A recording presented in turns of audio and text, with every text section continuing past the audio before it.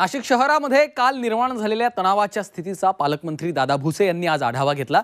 ज्यांनी चुकीचं काम केलेलं आहे, कायदा हातात घेतलाय, त्यांच्यावर कारवाई करण्याच्या सूचना देखील दादा भुसे यांनी यावेळी दिलेल्या आहेत। येत्या काही दिवसात सर्व धर्मांचे सण उत्सव असून शांतता पाळण्याचं आश्वासन देखील भुसे यांनी केलेलं आहे। सीसीटीव्ही आणि मोबाईल क्लिपच्या आधारे शोध सुरू असल्याचं त्यांनी सांगितलंय। पोलीस मुख्य सूत्रधाराचा शोध घेत आहेत असंही भुसे यांनी स्पष्ट केलं। त्याचबरोबर दगड कुठून आणले गेले याचाही तपास सुरू असल्याचं भुसे यांनी स्पष्ट केलेलं आहे।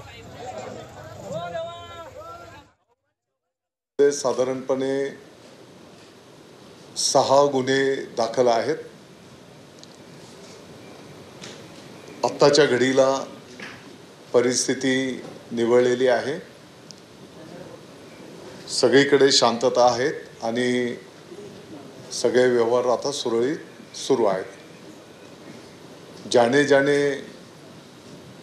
चुकीचं काम केलेलं असेल, कायदा हातात घेण्याचा प्रयत्न केला असेल तर त्यांच्यावर त्या ठिकाणी कारवाई केली जाईल।